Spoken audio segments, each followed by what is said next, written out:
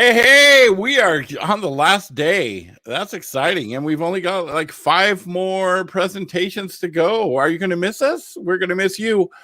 So we've all played games where you're playing the game and your gameplay like guides the music. You get into a fight, the music changes and whatever, and it gets powerful. And then you're just kind of walking through the woods and it's kind of calm and you're not doing anything. But what about if the music infected your gameplay or changed your gameplay, or the music was the whole basis of what happens on the screen? Well, we have David Klingler, and we're going to talk about how to make real-time music-driven games, which is exactly what he's did, and it's exactly what he's doing. So, David, I'll let you go, and you tell everyone a little bit about you, and I'll pull up your presentation. All right, right on. So yeah, I'm the David Klingler. I worked on Signal to Noise, the real-time music-driven rail shooter, the only real-time music-driven game that exists. And the basis of real-time music-driven games, I'll get into all that in the talk, but just think of it as pretty much what Dan was just saying. It's the other way around. If you go into something cool in the game, it affects the music, but now it's the other way around. When something happens in the music, it makes stuff happen in the game. So, yep. Is the presentation up, Dan? Yes, it is up. You're all right. Sounds good. All right. Well, now that everyone on Earth who wants to learn how real-time music-driven video games work is here, let's get down to business and learn how to make real-time music-driven games. So who's David Klingler? That's me. I founded Solanimus in 2011 and eventually played a part in making Signal to Noise, the exceedingly historic very first real-time music-driven game. Now, music games in general have one thing in common: a feedback loop for intensity level. The more intense the music feels in a game, the more intense the game feels. And the more intense the game feels, the more intense the music feels.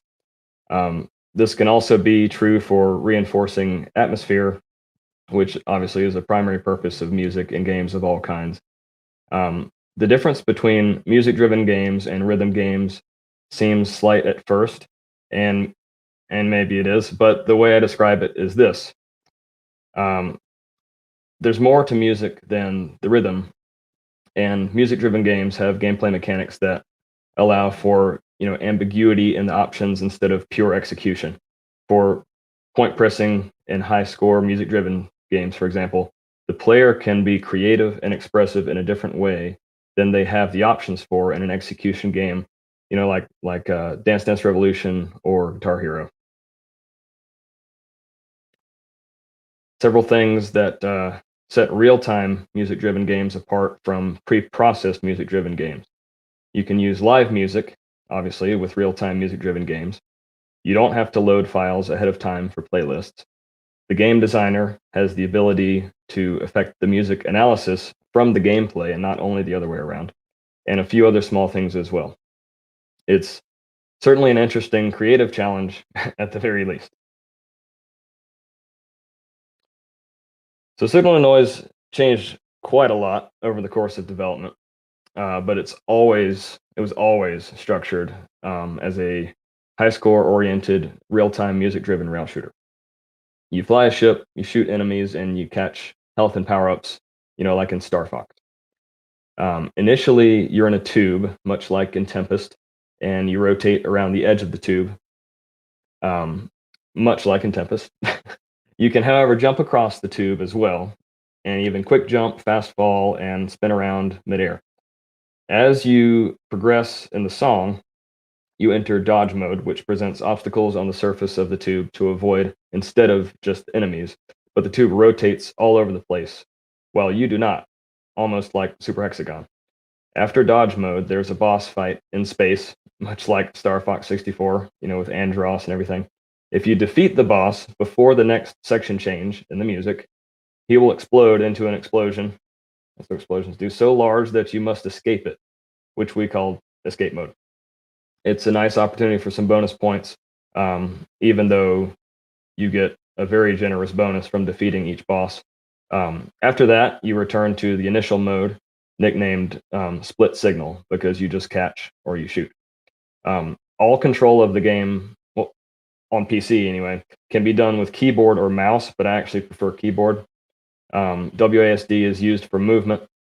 Outside of the tube, it's like a regular 3D space shooter for movement, but in the tube is different. A and D are clockwise and counterclockwise rotation around the tube, respectively.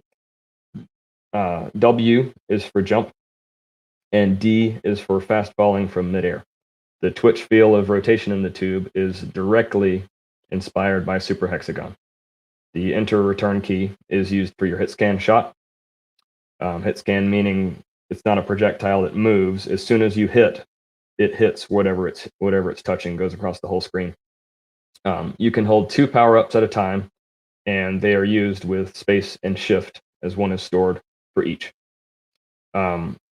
So here's some of the ways Signal and Noise uses the music in real time. When the game senses a sudden sound above a continuously automatically adjusting threshold, aka what the game considers a beat, enemies, obstacles, and health spawn. Large section changes in the game are activated by detecting large overall dynamic changes in the song. For example, a section change will almost always occur if there's like a huge drop in a hardcore techno song. Enemy motion direction is determined by the changing of pitch and the loudest voice in the current audio stream, with a slight bias to higher voices, because that's usually where melodies found in songs. The magnitude of that enemy motion is affected by the relative loudness of that voice compared over time. Tube speed is moving forward. Tube speed is proportionate to the loudness of the lower end of the current audio stream. Overall speed, including most notably the player movement speed, is proportionate to the overall loudness in the music. No matter what frequency it is, it can be low, high, just the overall loudness of the mix at the time. Tube rotation, especially significant during dodge mode, pauses and then reverses direction every 3 to 5 beats from the lower end of the music. The purpose of this talk is to translate from eyewitness account what went wrong. To explain how the concepts we hear as humans in the sounds of music translate into our growing field of video games, the significance of that for game design, the importance of recognizing that real-time music-driven mechanics aren't good games on their own, and how we got to now. We will be translating the concepts from real-world waves into digital information that ends up being pretty fun. For expectation management, you're not going to necessarily be replicating all of Signal to Noise's audio analyzation by the end of this talk, but this can give you an enormous head start on your real-time music-driven gameplay. So I'm going to go mostly chronologically, initially beginning each part with the true story of the game, Signal to Noise, some technical information on how to apply music-driven tech to your game, and there will be arguably plenty of moments to consider how driving mechanics in your favorite genre of game can make waves. So everybody stay alert. Here we go. So between 2011 and 2013, I'd made Colby in Search of Floyd, which was a personal challenge for myself, and then Crashland. And after learning this is how one can make a game, and later, showing stuff at events and stuff, and building friendships with other developers in the area like Randy and Josh, who became mentors to me. Over time, I began building a bit of a team. I learned how to use Unity and made Unseen, a terror game, by doing a weekend-long 2-person game jam with my friend Paul, who I'd known since high school. At the time, I knew 2 things about the difference between 2D and 3D games. First, 3D games have fancy quaternions, and I didn't really understand what that was. Second, an independent game developer I enjoy games from once complained, I don't make 3D games because I always spent more time making the game work than making the game fun. So obviously the next step was to make a 3D game because my whole life seems to be jumping headfirst into messes.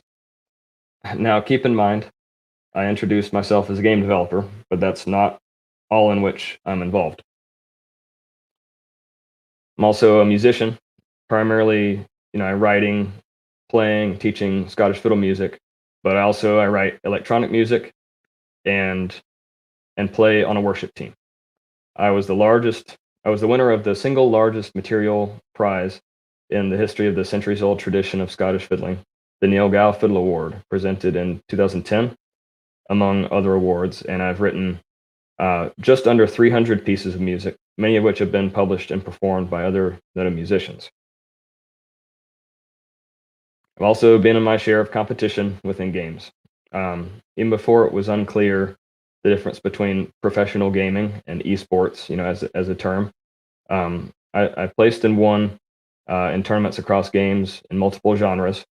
And at one point, I held 64 confirmed world records simultaneously, but now just 63. So one particular day, while listening to a particular song by a particular musician, Signal to Noise by Peter Gabriel, I had a game I was playing in my mind it was a competitive game that filled two gaps I'd found in games.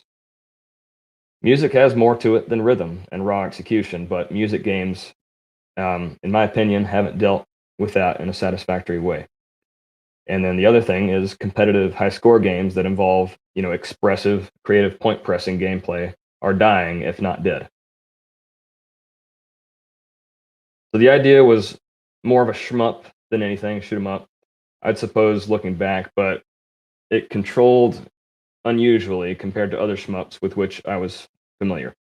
The primary draw to me, though, was the constant reaction of the gameplay to the music and the emergent situations. Yeah, there's the game dev buzzword, emergent gameplay. It seemed fascinating.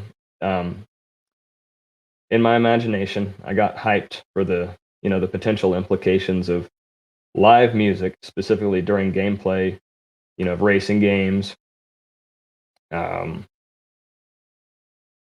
Zero, all that, and even first-person shooters, you know, fighters, platform fighters, anyway, RTS, even platformers, the kind of abstract, minimalist challenge games, that I really enjoy, um, and of course some super boss, classic arcade games, man. Um, I mean, even if I could somehow match up Pong, to a music performance. No, even if I matched up the Ralph Baer's Brown Box chase game to music performance, it could feel so different. That's what I was thinking. And I don't mean so different like the difference between Chase and Fox and Hound on the Brown Box, like, is pretty much the same game. If this was actually doable, I'd be getting some folks on the Solanimus bus, aka the Solana bus. Come on. Now, if we're actually doing it, I honestly had no idea even where to start. Didn't even know it was possible. I brought it up to Paul, sitting on the right side of this picture, with the hat on backwards to signify his complete level of coolness. He said, it should be like Star Fox. Okay, great. Now, that's an image in my mind instead, and indeed, it seemed way cool, even though I didn't know where to start. We'd already moved the goal further away. I honestly didn't even know for sure if this was actually possible in the first place for us to endeavor into. The joy of game creation. So, is there even a known way to get the music signal in a format from which I can calculate values at runtime? Maybe not, if it weren't for this champ right here. This total champ is a super cool gangster named Joseph Fourier, who's name I usually pronounce exceedingly American as Fourier, but he is nonetheless quite gangster, if you ask me, while I am clearly something other than that. This complete boss had a funky idea nowadays referred to as the Fourier transform. Thankfully, you don't have to really understand much of what that means, because I didn't really either when I started signal to noise. But it is usable to take any arbitrary signal, including an audio signal, of course, and convert it mathematically with some fanciness to give us some workable information. To learn more, the site in this image, FourierTransform.com, is one I would recommend. I wouldn't really deem it necessary to these purposes. It's still pretty cool. It's still pretty cool in my non-gangster opinion. Now, how can we use all these hieroglyphs if we don't know how to calculate it ourselves? Well, my friends, we have something now that Mr. Fourier didn't have. We have computers like this. All right. The primary concept to keep in mind for applying the Fourier transform for these music-driven games is right between numbers 1 and 2 in this main sequence. So first we have to have a way to bring in the audio signal from the music into the computer while the game is running. After that, we run the Fourier transform on the signal and get back a whole bunch of values, and I mean a lot of values, which we can run calculations on in various types of patterns, lots of types of patterns, depending on the information you're searching for in the music. From there, we take those values and directly apply them to variables used in the gameplay itself at runtime. All right, everybody stay alert. So I start diving into this whole deal and found a surprisingly clean way to get the Fourier transform from the audio source in Unity almost immediately. That was just very fortunate. Since not everyone uses or even should use Unity, I'll only be showing pseudocode that's almost similar to C#, because C# it's still my favorite language syntax in terms of visuals. I'm leaving out some things just to keep it simpler, though. For those of you that want to make yourselves feel smart by chewing on other people's pseudocode, like it's pseudocode. Give me a break. Anyway, starting off, we make some variables for the overall scope in this imaginary file, ECGC super cool dude. There's an audio source, which in Unity specifically even has built-in FFT abilities, which magically stands for fast Fourier transform, by the way, and then 2 arrays of floating point values, aka decimal numbers in this case, named spectrum and output. From there, we make some individual float values and 1 integer to count some frames if we feel like it. The first method, aka function here, is named single sample analysis for those that don't like reading, and it will give us a float value. It only has 2 parameters, an integer for which sample to choose, and a boolean for selecting whether to go over spectrum data or output data. If we want spectrum data, which is quite usable for frequency information, think about the pitches in music. It's higher or lower, all that. We assign the spectrum data information from the audio source, which is literally just get spectrum data. If we're still talking Unity's API, it'd be audio source.get spectrum data. So we assign all that information to the float array from before called spectrum. From there, we assign the value of sample to the value within the float array named spectrum at the index specified by whatever called the method in the first place through the argument for that sample index parameter. If instead we want output data, which is quite usable for amplitude information, think the loudness, we assign the output data information from the audio source, which again in Unity's API is literally just get output data. We assign that to the float array from before called output. Then assign the sample value the same way as before, just with the output array instead of the spectrum array. The line beneath that says sample info equals analysis of sample. It's just meant as a demonstration of where you can place your clever algorithm for extracting the information you want from the sample. In reality, there's not a whole lot that can be done for real-time music-driven games with a single sample, because you'll be going through thousands of them all the time, thousands of them. But this is we're just getting started here to show how the calculations kind of flowchart through. We're not done, don't worry, but this information right here, once you see how to take the audio stream information in your preferred tool set like this, is really as far as you need to go for in order to do like the vast majority of basic audio-driven mechanic manipulation in your games. See, not that hard. It's not that hard. So, all right. So I'm getting some data from the music in the game here, right? And we crammed a bunch of mess into this project to be able to shoot some stuff and feel like we're moving fast sitting in our office chairs. I got the mess to move fast with some of the loudness from the music, and even got it to, albeit inconsistently, average out the beat to trigger other events in the game, such as spawning enemies.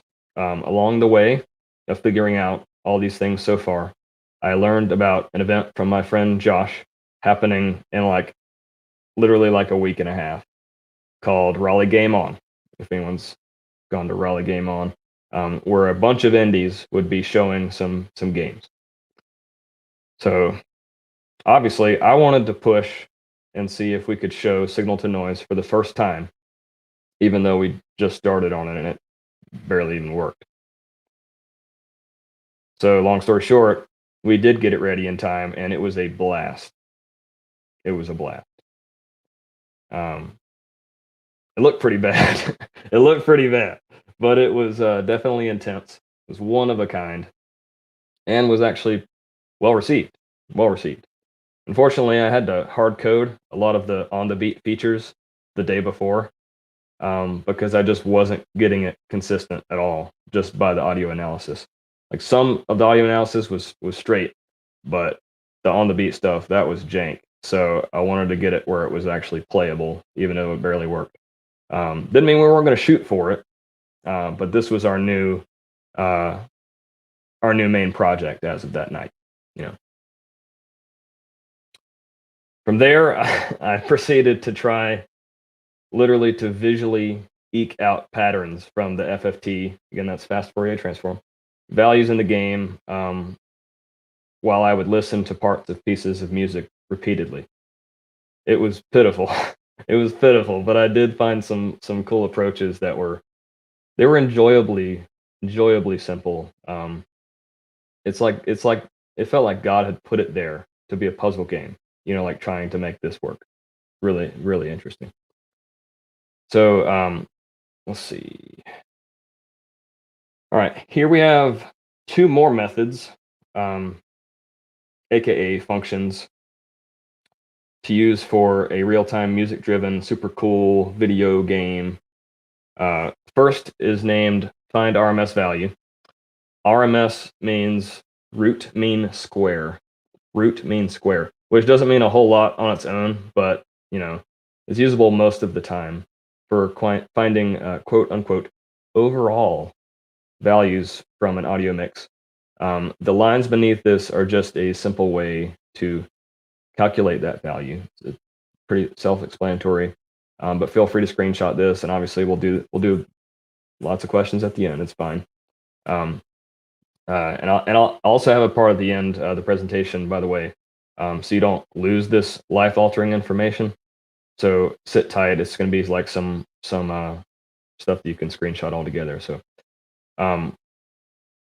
the next method here, after the find RMS value, next method is named continuous tracking, which was a clever disguise for a method that tracked something continuously in the game or in the music or both. It can take a square root of an average. Yes, you learn fast. That's root square mean, or the root mean square, or whatever, and keep a running tally of the total value by each frame. I'd recommend keeping as much precision as you can with extra techniques besides your normal, sad level of float point precision on our processors. Um, keep counting the passing total frames too, as your game is continuously going. And if needed, you can use, delta time values. The time between each frame can also help with maintaining precision. Um, anyway, if you get the average from the total value divided by total frames passed in the game, this is here in the code if you're following along. You can use that value over time as a baseline at which to programmatically make, new threshold numbers. These thresholds have, little to no significance on their own, but they'll have tremendous benefit for determining how important certain aspects of the music are in that mix anytime you have something playing from your audio source. So, for example, signal to noise looks a little bit more accurate as more time passes once the gameplay begins. And this is because the thresholds for what should be considered loud or quiet, high or low, any of that, and everything else related is refined continuously. So anyway, at this point working on the game, I started to find myself really amazed at just the profound difference between like what a computer understands from music and what we as mankind, can intuitively understand from music. I mean, before we can even speak and, use the bathroom on our own, we're understanding way more than the computer can do with just millions of numbers going by. I mean, even the concept of a beat in music, is so clear to humans. This is a kind of interesting computation problem, certainly in real time. I mean, you got mathematicians all over the world that have been. There's actually this super nerd competition where you're like making algorithms for beat per minute detection, and they're still refining that. I mean, it's been going on decades, and it's still hard, like on computers. So anyway, it's cool stuff, in my opinion. Let's see. So Tempest 2000 and Tempest X3 look absurd, and we thought it was cool. So as we prepared Similar Noise for the Escapist Expo, another cool event that was in North Carolina a few times, we continued to adjust the visuals alongside the music analyzation and the gameplay experiments we were undertaking. So as you can see, it was kind of wild to have all this going on to people's favorite music, and we put together a Too Legit to Quit playlist, okay, with which the all the attendees were able to try the game. I mean, so anyway, if you look in the upper left screenshot here, it shows we were already experimenting with changing like camera angle in the middle of gameplay. So this was one we called Galaga mode, but it's just vertical shoot 'em up gameplay with the same controls as in the tube. Basically, we were very well received at Escapist Expo. It was amazing. Big thanks to my brother Mitchell, who had originally inspired me to play games when I was a little kid. He was always excited about what I had started doing, making games too. He wanted to show his support for me by helping run the booth at the event.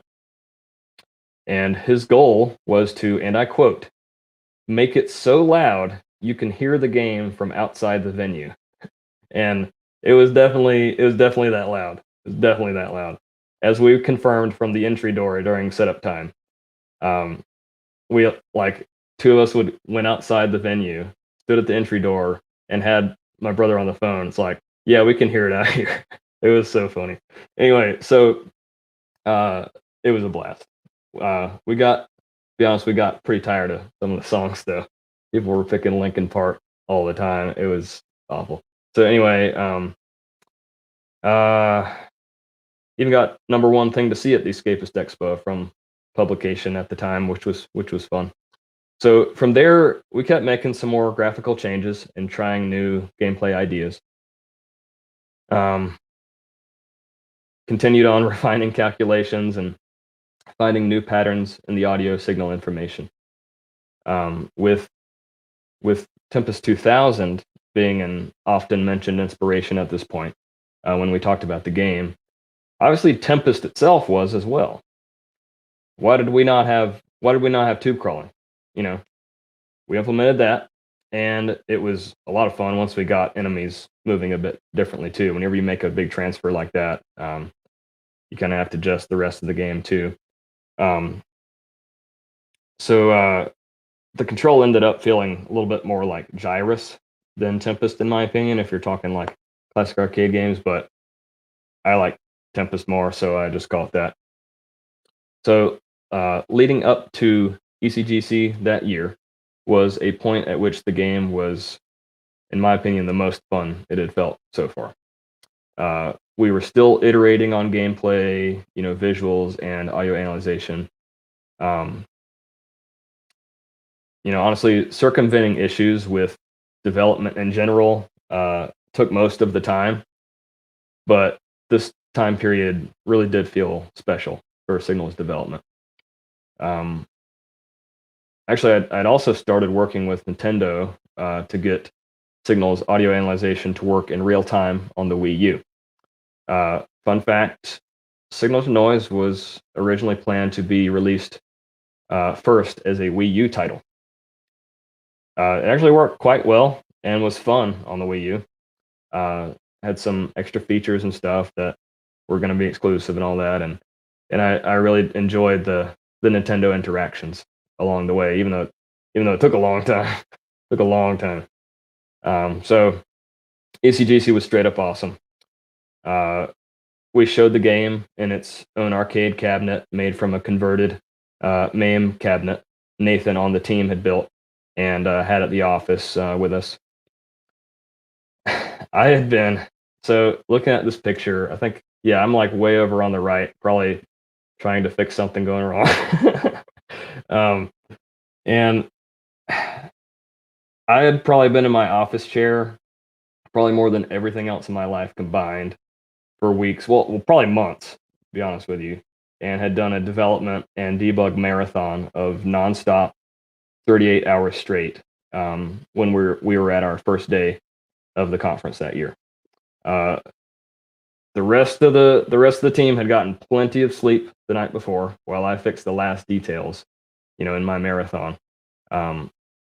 It turned out great. Even though we had this horrible bug that even Unity themselves didn't know how to fix. So while at the conference, I added a feature to the game that I called the panic button, which allowed, one of us on the team to press a button on this separate, little attached keyboard to reset certain aspects of the game code. It was so we could circumvent this issue that was literally causing the whole screen to randomly go black. The whole thing would just go pitch black. You couldn't see anything going on in the game, and people would just die. It was horrible. But we had the panic button implemented in the middle of the first morning. So another fun fact: it took me 3 weeks to find the solution to this horrible bug, and it was like ridiculously convoluted. I ran around the building cheering like loud for a few minutes when we had the fix confirmed in the game's testing. It was ridiculous. So, all right. So how am I actually applying these music-derived values to the game? Here are 2 more methods, aka functions. And remember, guys, this is all pseudocode. You can do this with whatever you want. In fact, actually have a couple links at the end. You can even do some of this stuff. I mean, it's gonna be slow. You may not be able to do very much with it. You can even do some of this stuff on like 1980 home computer like kind of programming. Like you can, it's very transferable. The fast Fourier transform is one of the most used algorithms in the history of computing. So, and that's how we get these values. So anyway, this is how we're taking those music derived values from the audio stream and applying it to the game. So here are two more methods, aka functions. They both just assign music-derived values to objects in gameplay, but one can be called as its own value, and one is only called as a function to assign the value itself. So, so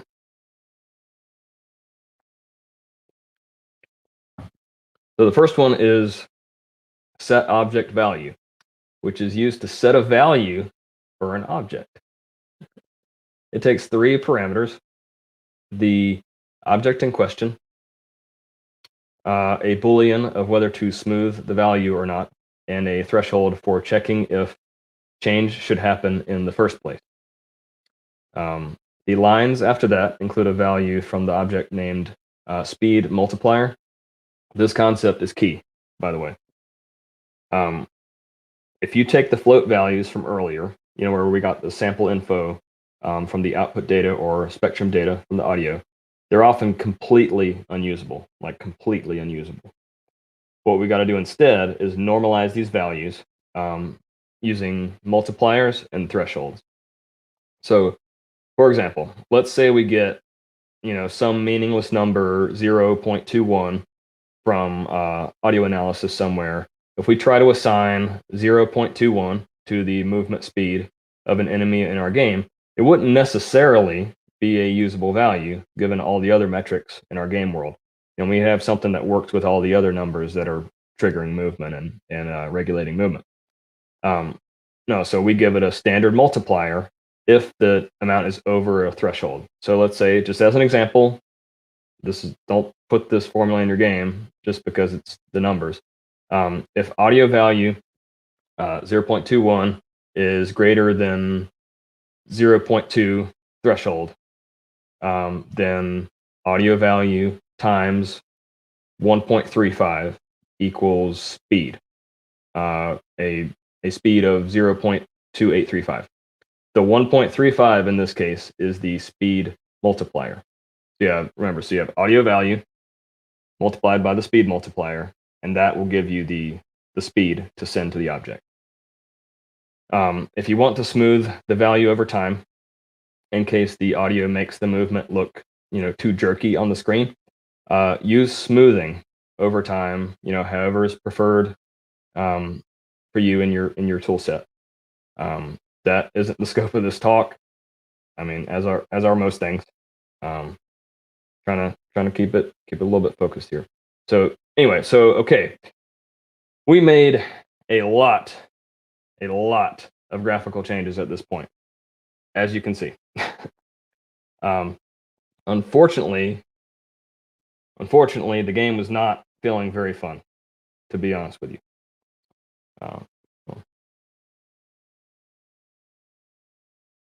It became slower, as a default. I mean, obviously there's slow music too, and you can play the game just fine to that. It works very smoothly. But like in general, even with fast songs, it just felt slow. Just felt like a lot of colors going around. It looked really nice for screenshots, but it was lame for gaming. It was lame. We kept working on it though. Of course, just working on it. So, another unfortunate, we had gotten to a point at which we were just no longer, we were just unable to wait any longer, for Unity to get their stuff together. I mean, it's not anything against the engineering, anything at Unity. This was something between them and Nintendo. I have no idea. To get their stuff together and make mastering available for the Unity editor for Wii U. So at this time, to make games for Wii U using Unity, it was a specific editor just for the Wii U. And there were some serious features missing, including being able to master your game. That's a whole nother story. I'm not going to get into that. But anyway, so we had gotten greenlit on Steam. And, back when that was cool, and decided to release on there first instead. So, to be honest, I made a lot of bad moves this year for the game and for the company. work culture was getting depressing, and people were losing heart, including me. We were bleeding money, and I wasn't able to keep up with the money as well, in all the ways I had supported the team before. Our release was desperate, pretty stupid, and completely mistimed for many reasons. At the very least, our launch party was really fun, and people had a great time playing the game. Great time playing the game. I really wanted to reward, the whole team for their dedication. I mean, as best I was able to do at the time. But I think, like, deep inside, I think I knew I had messed up pretty badly. Like, we had this vision that people were so hyped about, like looking back at Escapist Expo, like, dude, this is huge. I mean, how it goes. It's how it goes. So when Signal released, Windows 10 had been very recently force installing on millions of computers, what I now call the Windows 10 infection time period, or sometimes the Win 10 infection. It's pathetically ironic in a way that I'm doing this using Windows 10 here. Anyway, Unity's runtime in signal to noise, which wasn't yet compatible, that was not yet compatible with Windows 10 at this point. So, unfortunately, most of our launch users got immediate crashes from the game because they were now using Windows 10. There was some compatibility, but it was not even close to fully compatible yet. And I mean, how's Unity going to get an update for something that people aren't even installing on purpose? Like, that's a big deal, I mean, it was horrible. But honestly, I can't blame it all on that, though. We had a haphazard marketing push that did us basically no good and was clearly not cost effective. And we timed around other game releases that overshadowed anything we could have even rolled the dice, on getting traction over. Because we had rushed through to hit a release date that was unwise in the first place. We had other bugs and had to remove several things that objectively made the game much better, if we had kept them in and gotten them working. We were just having trouble getting it all working correctly. Sleep deprivation, maybe. Anyway, we were a mess. And on top of all that, we decided to skip early access. It was mistaken in this case. Early access has kind of lost some reputation now, but anyway, the Signal to Noise launched horribly. It was terribly received by almost everyone. Well, some people liked it, but they're the ones that it was able to work for, with their setup on their PC. I mean, I had a lot of trouble coping with that because this was hard to make, But that's part of the thing. Like, just because you have music-driven mechanics doesn't mean, oh yeah, it's great, works great, cool. It's not just that. You have to have your game working. It has to be good, and then the music-driven part that can be core, but it can't just be that. So I had physical pain from the regret. I refused an investor earlier that year that had offered $250,000 in exchange for, a pittance of ownership that he wanted in exchange. It valued the company in millions. That same one, I started with no money or experience on the back of a personal challenge for myself to try making a game. And here I was sitting in my office chair, under a failed launch by all measures of my imagination, with almost no money and no good plan. So I decided to tell the team, all in one room, the exact total situation, and to open the floor for how we could best get out of this. They were straight up heroes, and while profoundly disappointed, we all decided unanimously to work to fix the game through updates, no matter what it took. The mistakes did not stop there, though. The game went in a bundle, again out of desperation, and it severely devalued the game and contributed even more negative Steam reviews from the bundle purchase players that had no interest in the game in the first place, and it was still crashing, you know. After that, on all the Windows 10 stuff. After that, we got thousands of keys literally stolen because of a separate deal with another marketplace. Okay, it was a complete mess. And although we had started trying to be more public about owning up to making serious mistakes with this game, uh, something happened that upended my whole life. And no, this is your emotional health trigger warning. If you're feeling like super fragile or sensitive right now, I won't take it personally if you leave. I'll pause for a moment here.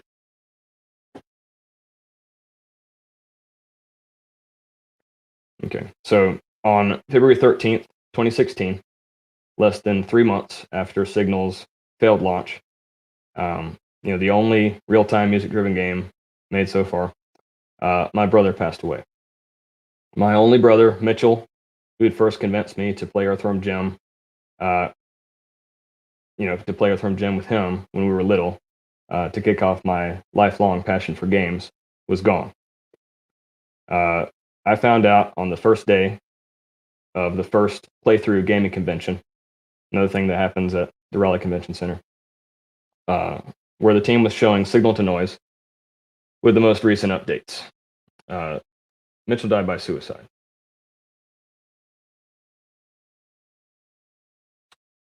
So Mitchell didn't work at Solanimus, but he was obviously a huge part of my life.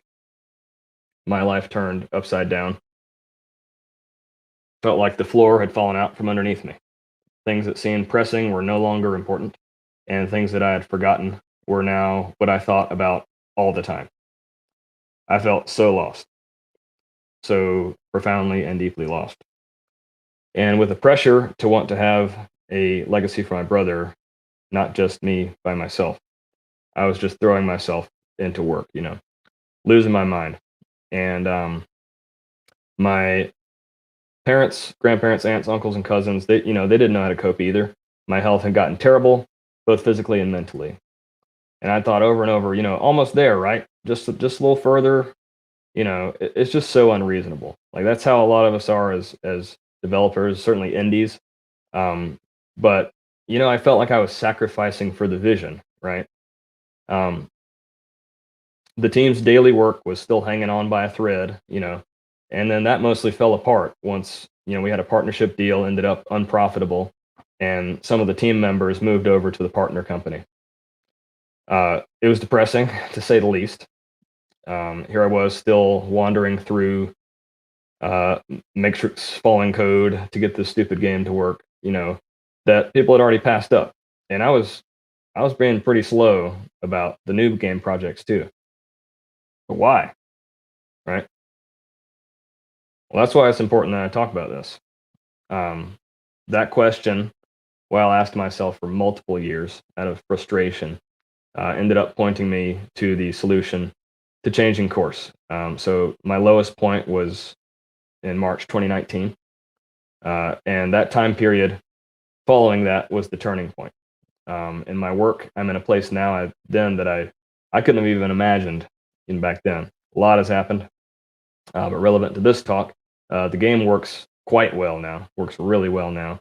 And a new game is being built called Signal Forever with audio analyzation tech that is just light years ahead of Signal to Noise. It's in a new game tool set as I've positioned Solanimus for full vertical integration as an independent game company. This is to the point where there's no longer like any inherent external dependence on other entities. You got platform holders, commercial engines, publishers, banks, stuff like that. So anyway, that's his own talk. But for now, I'll just hop back with use the boost to get through. I've ported Signal, but none of these ports are released yet. A free version called Signal to Noise Tournament Edition that offers just one song, Axis, by Dynamo Cannon is available though, but still only for PC. We've got Signal to Noise Live on the way though, just kind of sitting on it. It's several ports and some a little bit changes to some features in gameplay and visuals, but it's very, very similar. But Signal Forever is a whole new game. So my current high score in Signal to Noise is over 225 million points, which was done in live music mode to a playlist from YouTube. You can buy Signal to Noise from our website instead of Steam, unless you want to.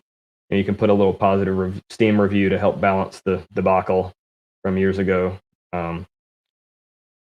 And for more notes, go to this page, solanimus.com/ECGC 2021 talk, all lowercase, no spaces, /notes.html, which has some links to music-driven relevant documentation and other info depending on your tool set. So that's like Unreal Engine, Godot, Unity, Construct 3, Game Maker Studio, and even those 80s home computers. No joke. As well as the whole document of pseudocode earlier in the talk. So I've seen the questions today already in the chat, but thank you guys for listening. Let me know if you have any questions.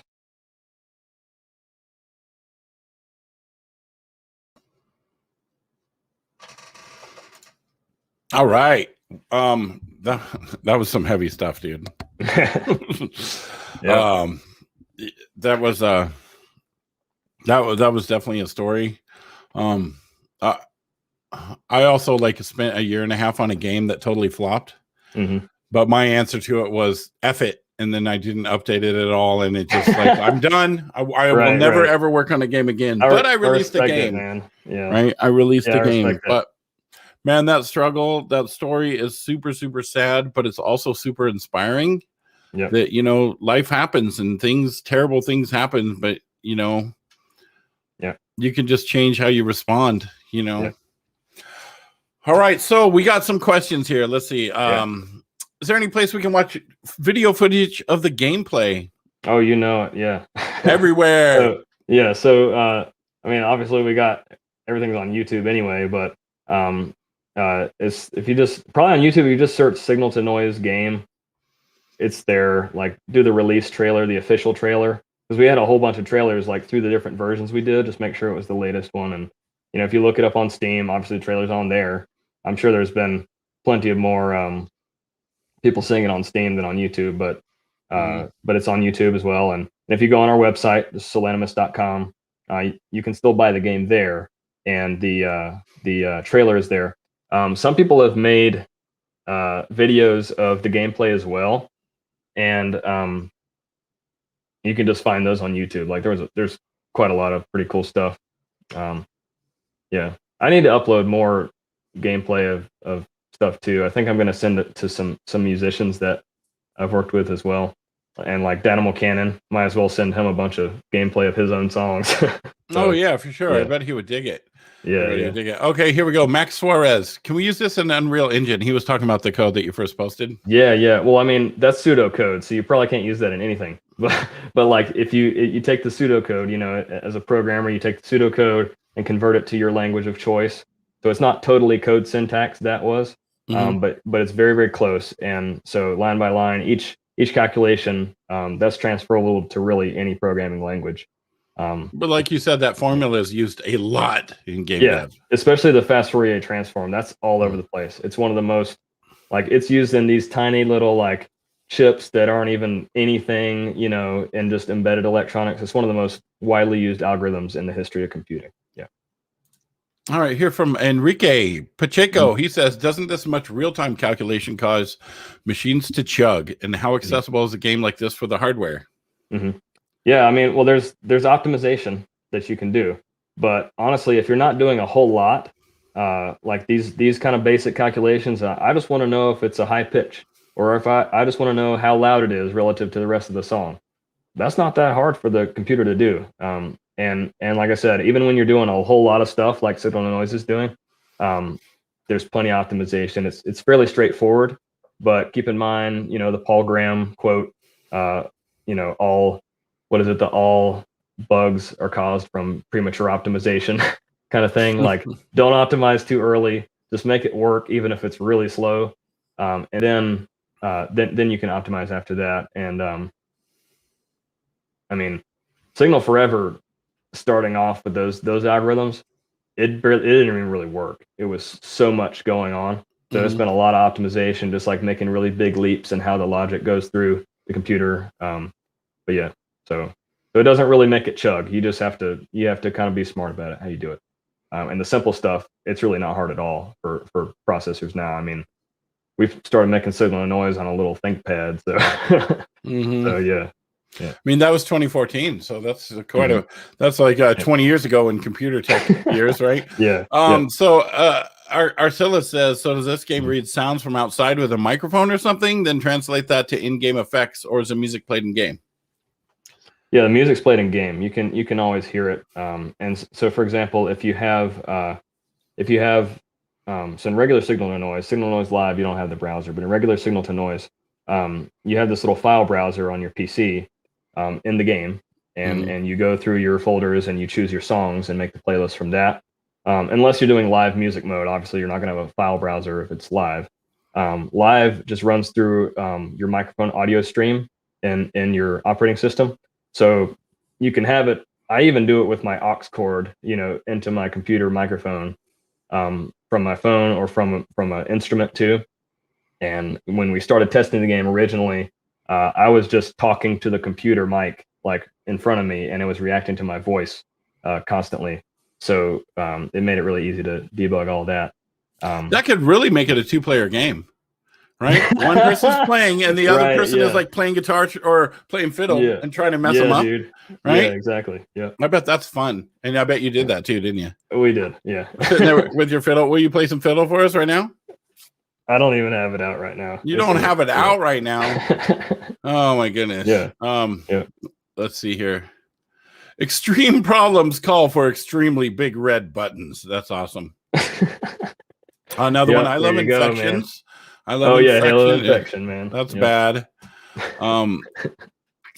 Is VR and music he's talking about the Halo infection. Is VR and music games a bad idea? I mean, Beat Saber, epilepsy warning, and head banging might cause legal problems.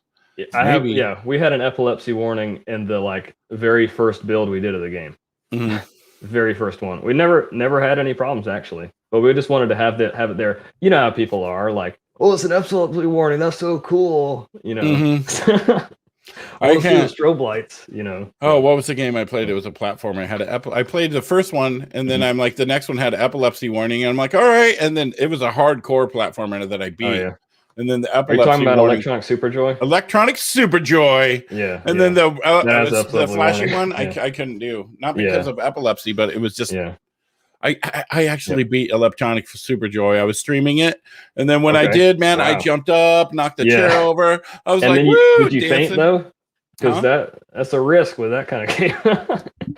Man, that game was crazy. Yeah. So Sonic Tim says, did you ever experiment with Spotify or other music streaming integrations? Oh man, dude, I'm glad that question got asked. So for Spotify specifically, Spotify and Pandora at the time it was kind of like, oh, I like Pandora, and now like Spotify is just way ahead, But right when the game came out, one of the players, I can't remember his tag, but he figured out a way to reroute his audio streams however he wanted on his PC, because he's like, well, I don't even have any music on my hard drive, but I want to play this game, because he had played with the built-in licensed songs, He's like, well, I want to play with my music. So he routed everything through the audio stream and software, and so it made the game think that it was the microphone signal. And then he was able to play it with his Pandora list for hours. So it's very easy to do that. He figured out a way to do it and gave us the tutorial, and we've been telling all the players about it ever since. But I use it too. It's awesome. So yes, you can do Spotify however you want to do it. It's awesome. So if your phone is old enough and you still have the little auxiliary port, little headphone jack, you can just plug that into the microphone port on your PC, because it's the same kind of signal. It thinks it's a microphone, So I do that a lot too if I don't want to have to do the little. I mean, it's only one little click, but I don't know. I like having it on my phone too, so I don't have to mess with the music on the PC. I just play the game. and then on my phone I do the music. But anyway, yeah, you can definitely do that. It's really That's cool. just weird. No. It's fun. It's fun. That's just, here we go. Do you think you'll revisit something like Signal to Noise in the future? That whole real-time audio game kind of thing? Definitely. Well, I mean, the newest game I'm working on, Signal Forever, that's the real-time audio analyzation, and the tech for it is like way ahead of Signal to Noise. Mm. It goes a whole nother level. When do we get to see some of that? No timeline yet. No timeline yet. I do want to premiere the game. I know for sure I want to premiere the game at an in-person event. So obviously right now that's a bit of an obstacle, but I mean, well, it'll give you some time. Yeah, I'm not in any rush. Yeah, I'm just working on the game. So yeah. And I love that name, Ghastly Microwave. That's just awesome. Microwave. That's just awesome. It plays Doom. It's a ghastly microwave. Heck yeah. Yeah. They have microwaves that play Doom. Yeah. Yeah, Doom. Did you see the John Romero talk? Oh yeah, I was on there. That was awesome. I was the one that wanted to play Quake 1 with him. So. Oh yeah, yeah. Yeah. I was teasing him. I'm like, I'm gonna start asking you Gears of War questions, like and he's all thinking it's Cliff. Yeah. So thank you so much for this. This is awesome. We have is your game built to scale? With Ethan Levi, or Levy, sorry, that's his name. Ethan Levy's coming up, and that's just going to be in a couple seconds. So thank you so much. Perfect, excellent, David. Definitely. That was a talk. I got to say that was touching, and it was a really good talk. Thank you so much. Thanks, man. Yep. Bye. I'll be in the Discord, by the way. All right. Yeah, go in the Discord. Ask questions.